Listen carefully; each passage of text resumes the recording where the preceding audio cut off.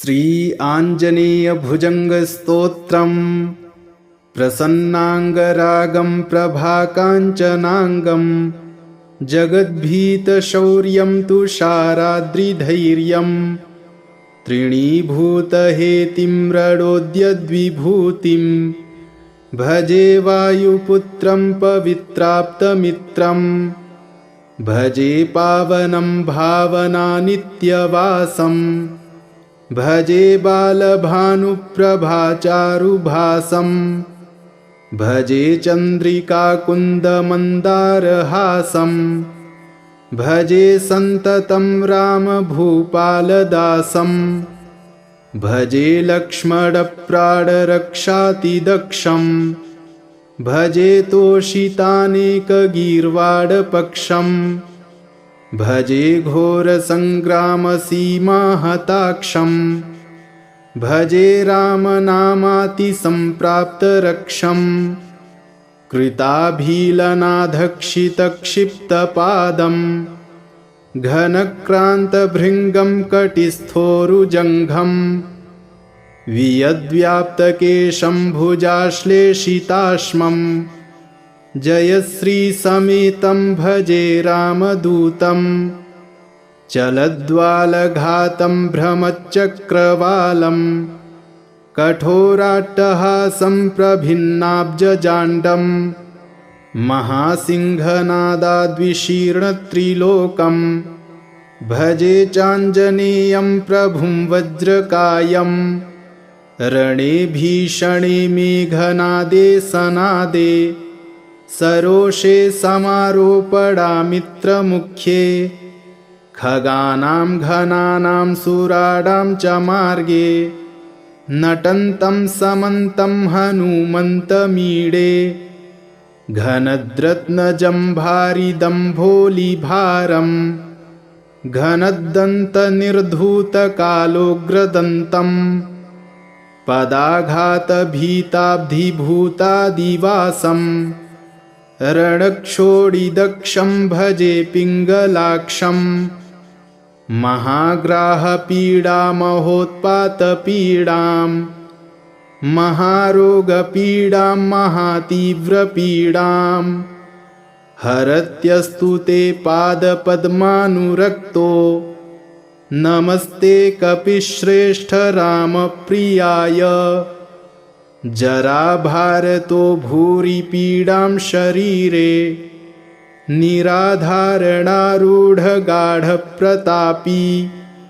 भवत्पादभक्तिं भवद्भक्तिरक्तिं कुरु श्रीहनुमत्प्रभो मे दयालो महायोगिनो ब्रह्मरुद्रादयो वा न जानन्ति तत्त्वं निजं राघवस्य कथं ज्ञायते मादृशे नित्यमेव प्रसीद प्रभो वानरेन्द्रो नमस्ते नमस्ते महासत्त्ववाहाय तुभ्यं नमस्ते महावज्रदेहाय तुभ्यं नमस्ते परिभूतसूर्याय तुभ्यं नमस्ते कृतामर्त्यकार्याय तुभ्यं नमस्ते सदा ब्रह्मचर्याय तुभ्यं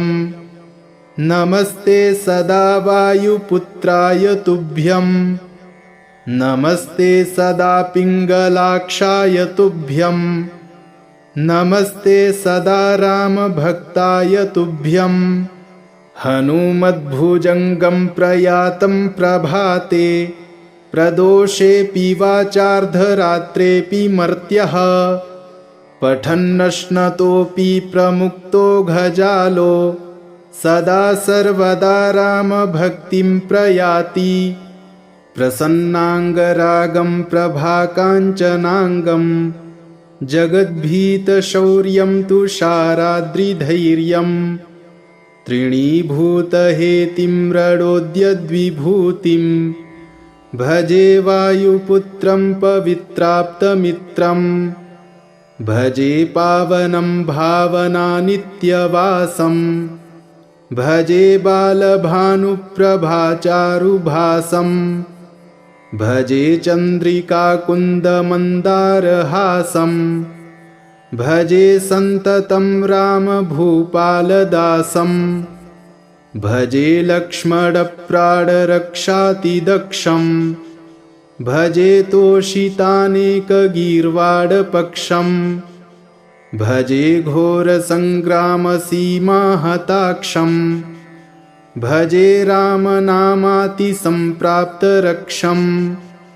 कृताभीलनाधक्षितक्षिप्तपादं घनक्रान्तभृङ्गं कटिस्थोरुजङ्घं वियद्व्याप्तकेशं भुजाश्लेषिताश्मं जयश्रीसमेतं भजे रामदूतं चलद्वालघातं भ्रमच्चक्रवालं कठोराट्टहासं प्रभिन्नाब्जजाण्डं महासिंहनादाद्विशीर्णत्रिलोकं भजे चाञ्जनेयं प्रभुं वज्रकायं रणे भीषणे मेघनादे सनादे सरोषे समारोपणामित्रमुख्ये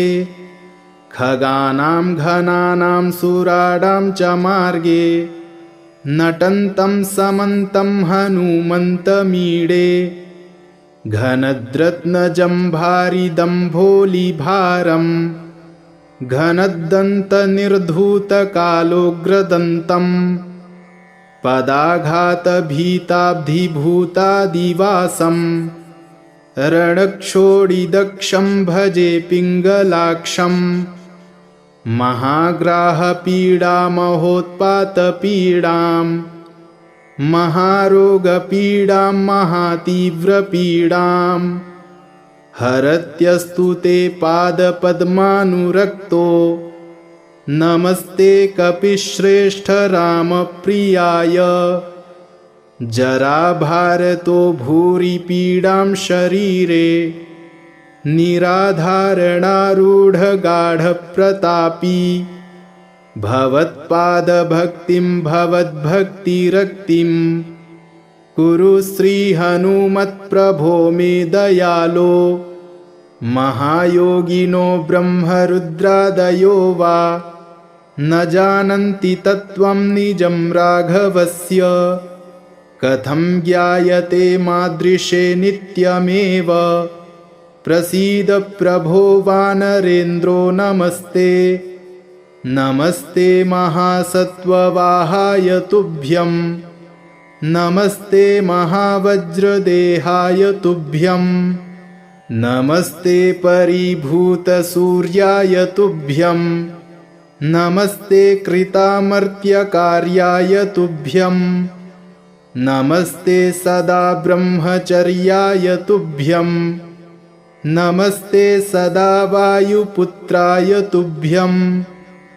नमस्ते सदा पिङ्गलाक्षाय तुभ्यं नमस्ते सदा रामभक्ताय तुभ्यं हनुमद्भुजङ्गं प्रयातं प्रभाते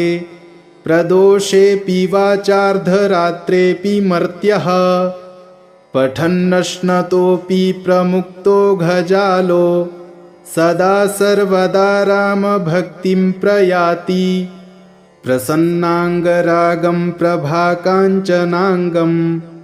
जगद्भीतशौर्यं तुषाराद्रिधैर्यं तृणीभूतहेतिं रणोद्यद्विभूतिं भजे वायुपुत्रं पवित्राप्तमित्रं भजे पावनं भावनानित्यवासं भजे बालभानुप्रभाचारुभासं भजे चन्द्रिकाकुन्दमन्दारहासं भजे सन्ततं रामभूपालदासं भजे लक्ष्मणप्राणरक्षातिदक्षं भजे तोषितानेकगीर्वाणपक्षं भजे घोरसङ्ग्रामसीमाहताक्षं भजे रामनामातिसम्प्राप्तरक्षं कृताभीलनाधक्षितक्षिप्तपादं घनक्रान्तभृङ्गं कटिस्थोरुजङ्घं वियद्व्याप्तकेशं भुजाश्लेषिताश्मं जयश्रीसमेतं भजे रामदूतं चलद्वालघातं भ्रमच्चक्रवालं कठोराट्टहासं प्रभिन्नाब्जजाण्डं महासिंहनादाद्विशीर्णत्रिलोकं भजे चाञ्जनेयं प्रभुं वज्रकायं रणे भीषणे मेघनादे सनादे सरोषे समारोपणामित्रमुख्ये खगानां घनानां सुराणां च मार्गे नटन्तं समन्तं हनुमन्तमीडे घनद्रत्नजम्भारिदम्भोलिभारं घनद्दन्तनिर्धूतकालोग्रदन्तं पदाघातभीताब्धिभूतादिवासं रणक्षोडिदक्षं भजे पिङ्गलाक्षं महाग्राहपीडामहोत्पातपीडां महारोगपीडां महातीव्रपीडां हरत्यस्तु ते पादपद्मानुरक्तो नमस्ते कपिश्रेष्ठ रामप्रियाय जराभारतो भूरि पीडां शरीरे निराधारणारूढगाढप्रतापी भवत्पादभक्तिं भवद्भक्तिरक्तिं कुरु श्रीहनुमत्प्रभो मे दयालो महायोगिनो ब्रह्मरुद्रादयो वा न जानन्ति तत्त्वं निजं राघवस्य कथं ज्ञायते मादृशे नित्यमेव प्रसीद प्रभो वानरेन्द्रो नमस्ते नमस्ते महासत्त्ववाहाय तुभ्यं नमस्ते महावज्रदेहाय तुभ्यं नमस्ते परिभूतसूर्याय तुभ्यं नमस्ते कृतामर्त्यकार्याय तुभ्यं नमस्ते सदा ब्रह्मचर्याय तुभ्यं नमस्ते सदा वायुपुत्राय तुभ्यं नमस्ते सदा पिङ्गलाक्षाय तुभ्यं नमस्ते सदा रामभक्ताय तुभ्यं हनुमद्भुजङ्गं प्रयातं प्रभाते प्रदोषेऽपि वाचार्धरात्रेऽपि मर्त्यः पठन्नश्नतोऽपि प्रमुक्तो घजालो सदा सर्वदा रामभक्तिं प्रयाति प्रसन्नाङ्गरागं प्रभाकाञ्चनाङ्गं जगद्भीतशौर्यं तुषाराद्रिधैर्यं तृणीभूतहेतिं रडोद्यद्विभूतिं भजे वायुपुत्रं पवित्राप्तमित्रं भजे पावनं भावनानित्यवासं भजे बालभानुप्रभाचारुभासं भजे चन्द्रिकाकुन्दमन्दारहासं भजे सन्ततं रामभूपालदासं भजे लक्ष्मणप्राणरक्षातिदक्षं भजे तोषितानेकगीर्वाडपक्षं भजे घोरसङ्ग्रामसीमाहताक्षं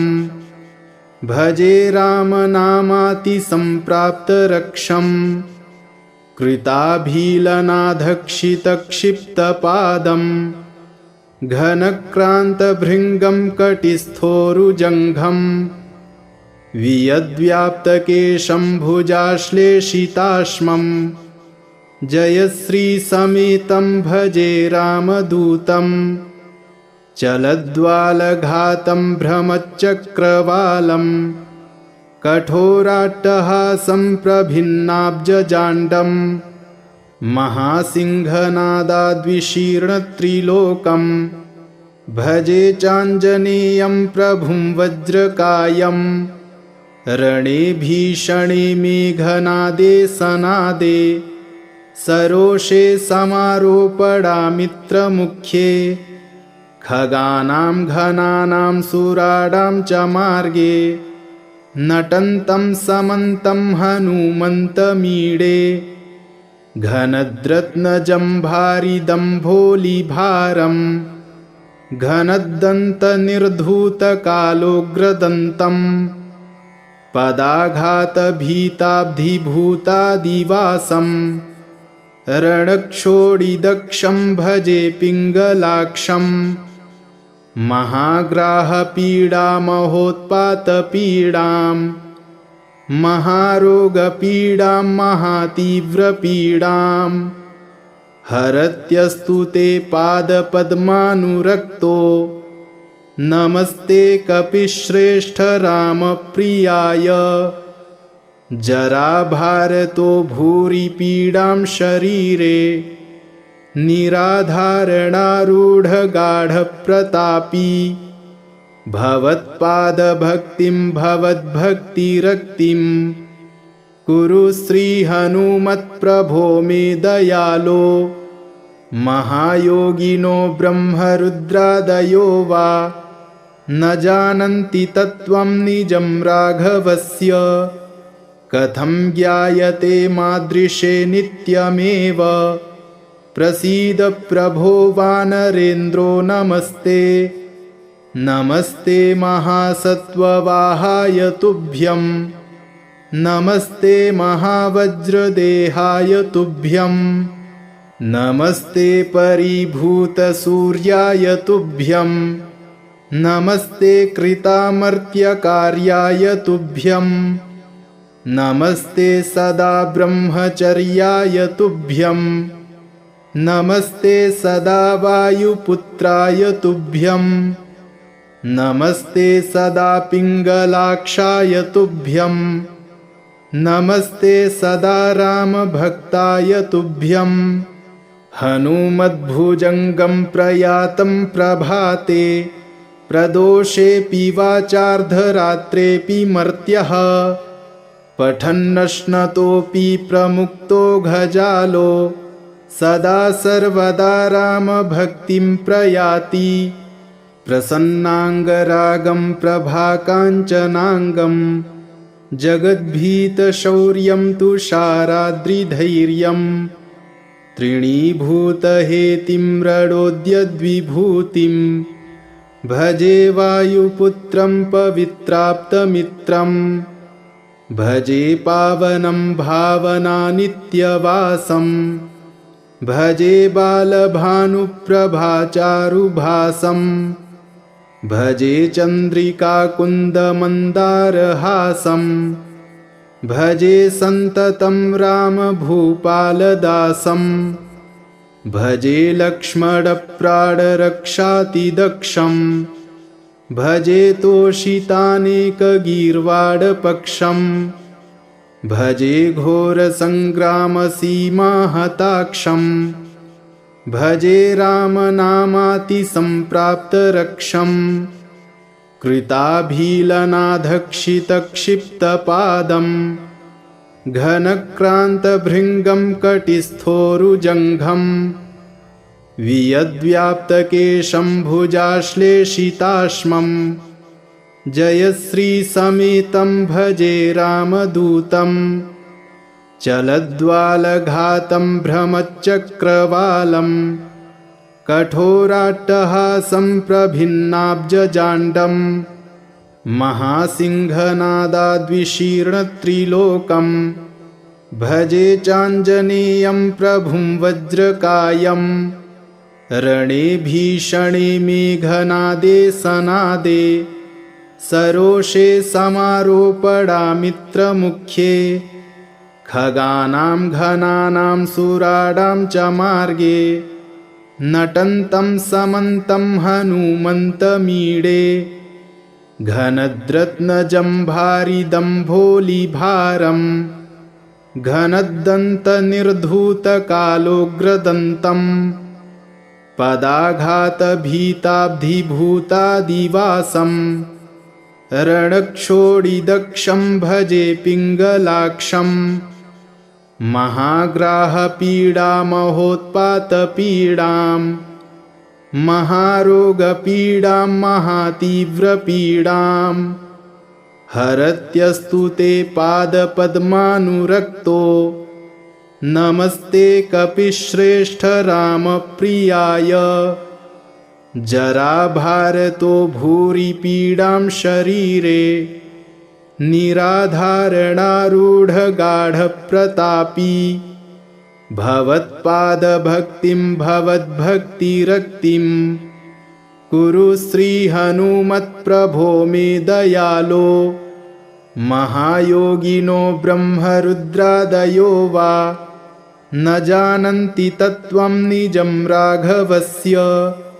कथं ज्ञायते मादृशे नित्यमेव प्रसीद प्रभो वानरेन्द्रो नमस्ते नमस्ते महासत्त्ववाहाय तुभ्यं नमस्ते महावज्रदेहाय तुभ्यं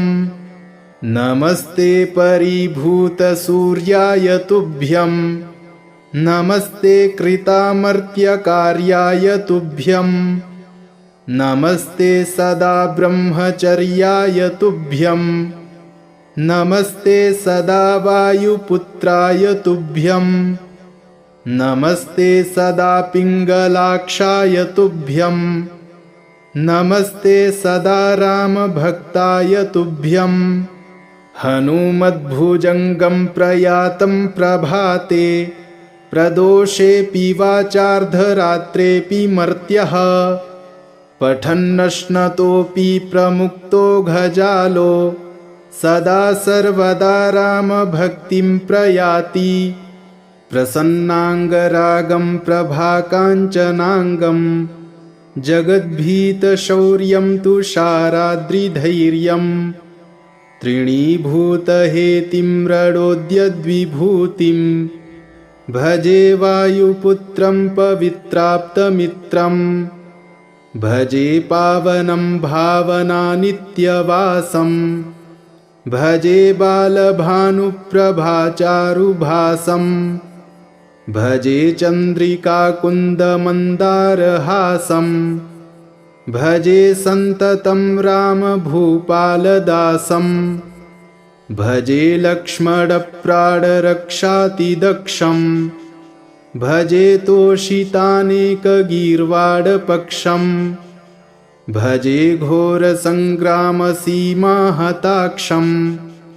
भजे रामनामातिसम्प्राप्तरक्षं कृताभीलनाधक्षितक्षिप्तपादं घनक्रान्तभृङ्गं कटिस्थोरुजङ्घं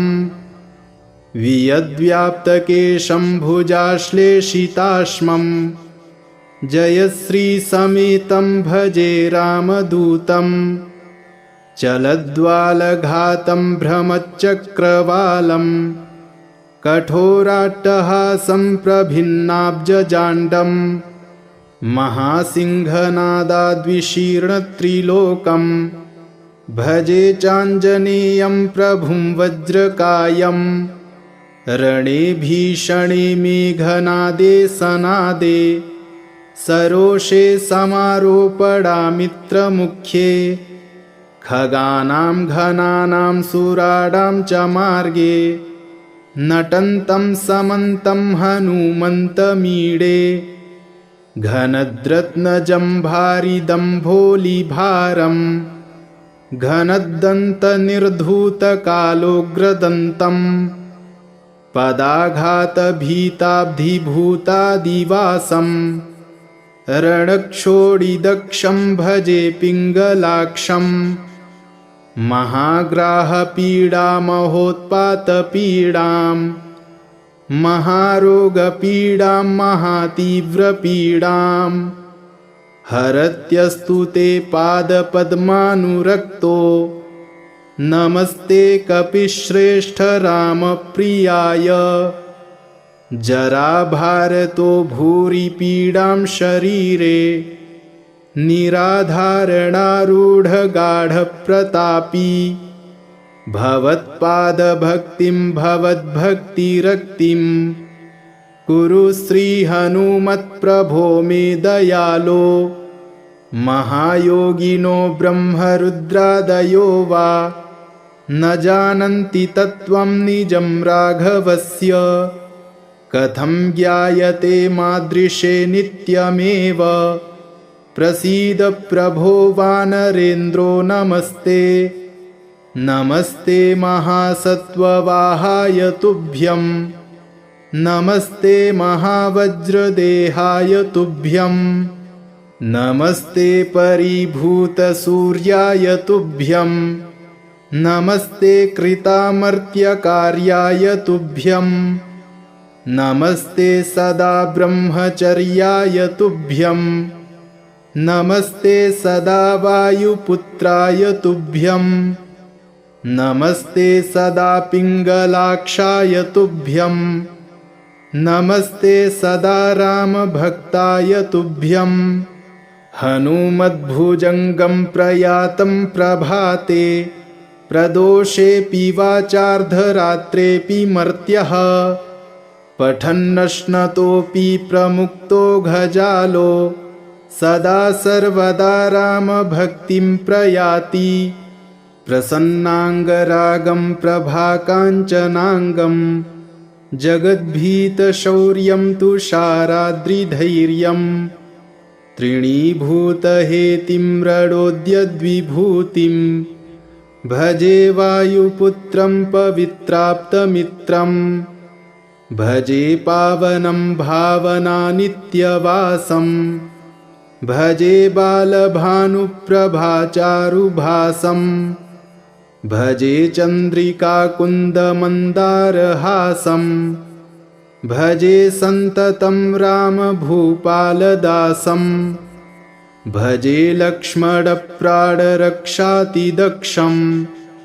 भजे तोषितानेकगीर्वाडपक्षं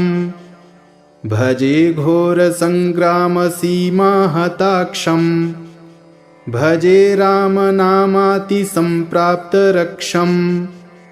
कृताभीलनाधक्षितक्षिप्तपादं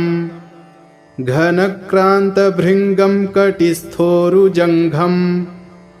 वियद्व्याप्तकेशं भुजाश्लेषिताश्मं जयश्रीसमेतं भजे रामदूतं चलद्वालघातं भ्रमच्चक्रवालं कठोराट्टहासं प्रभिन्नाब्जजाण्डं महासिंहनादाद्विशीर्णत्रिलोकं भजे चाञ्जनेयं प्रभुं वज्रकायं रणे भीषणे मेघनादे सनादे सरोषे समारोपणामित्रमुख्ये खगानां घनानां सुराणां च मार्गे नटन्तं समन्तं हनुमन्तमीडे घनद्रत्नजम्भारिदम्भोलिभारं घनद्दन्तनिर्धूतकालोग्रदन्तं पदाघातभीताब्धिभूतादिवासं रणक्षोडिदक्षं भजे पिङ्गलाक्षं महाग्राहपीडामहोत्पातपीडां महारोगपीडां महातीव्रपीडां हरत्यस्तु ते पादपद्मानुरक्तो नमस्ते कपिश्रेष्ठ रामप्रियाय जराभारतो भूरि पीडां शरीरे निराधारणारूढगाढप्रतापी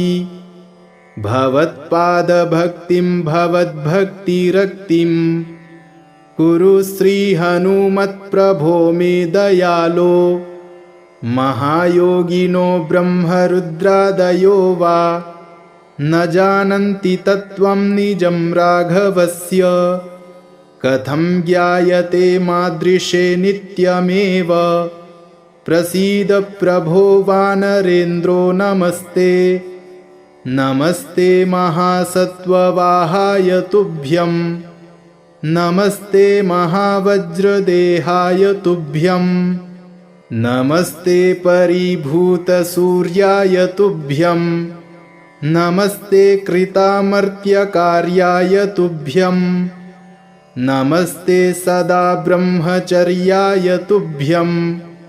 नमस्ते सदा वायुपुत्राय तुभ्यं नमस्ते सदा पिङ्गलाक्षाय तुभ्यं नमस्ते सदा रामभक्ताय तुभ्यं हनुमद्भुजङ्गं प्रयातं प्रभाते प्रदोषेऽपि वाचार्धरात्रेऽपि मर्त्यः पठन्नश्नतोऽपि प्रमुक्तो घजालो सदा सर्वदा रामभक्तिं प्रयाति प्रसन्नाङ्गरागं प्रभाकाञ्चनाङ्गं जगद्भीतशौर्यं तुषाराद्रिधैर्यं त्रीणीभूतहेतिं रणोद्यद्विभूतिं भजे वायुपुत्रं पवित्राप्तमित्रं भजे पावनं भावनानित्यवासं भजे बालभानुप्रभाचारुभासं भजे चन्द्रिकाकुन्दमन्दारहासं भजे सन्ततं रामभूपालदासं भजे लक्ष्मणप्राणरक्षातिदक्षं भजे तोषितानेकगीर्वाणपक्षं भजे घोरसङ्ग्रामसीमाहताक्षं भजे रामनामातिसम्प्राप्तरक्षं कृताभीलनाधक्षितक्षिप्तपादं घनक्रान्तभृङ्गं कटिस्थोरुजङ्घं वियद्व्याप्तकेशं भुजाश्लेषिताश्मं जयश्रीसमेतं भजे रामदूतं चलद्वालघातं भ्रमच्चक्रवालं कठोराट्टहासं प्रभिन्नाब्जजाण्डं महासिंहनादाद्विशीर्णत्रिलोकं भजे चाञ्जनेयं प्रभुं वज्रकायं रणे भीषणे मेघनादे सनादे सरोषे समारोपणामित्रमुख्ये खगानां घनानां सुराणां च मार्गे नटन्तं समन्तं हनुमन्तमीडे घनद्रत्नजम्भारिदम्भोलिभारं घनद्दन्तनिर्धूतकालोग्रदन्तं पदाघातभीताब्धिभूतादिवासं रणक्षोडिदक्षं भजे पिङ्गलाक्षं महाग्राहपीडामहोत्पातपीडां महारोगपीडां महातीव्रपीडां हरत्यस्तु ते पादपद्मानुरक्तो नमस्ते कपिश्रेष्ठ रामप्रियाय जराभारतो भूरि पीडां शरीरे निराधारणारूढगाढप्रतापी भवत्पादभक्तिं भवद्भक्तिरक्तिं कुरु श्रीहनुमत्प्रभो मे दयालो महायोगिनो ब्रह्मरुद्रादयो वा न जानन्ति तत्त्वं निजं राघवस्य कथं ज्ञायते मादृशे नित्यमेव प्रसीद प्रभो वानरेन्द्रो नमस्ते नमस्ते महासत्त्ववाहाय तुभ्यं नमस्ते महावज्रदेहाय तुभ्यं नमस्ते परिभूतसूर्याय तुभ्यं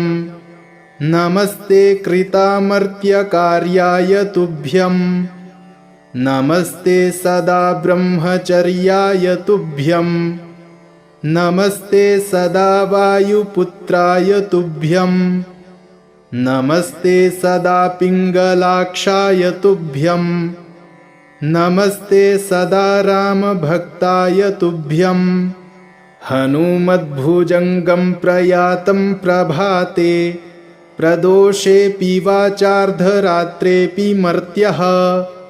पठन्नश्नतोऽपि प्रमुक्तो घजालो सदा सर्वदा रामभक्तिं प्रयाति। इति श्रीमदाञ्जनेयभुजङ्गप्रयातिस्तोत्रम् सम्पूर्णम्।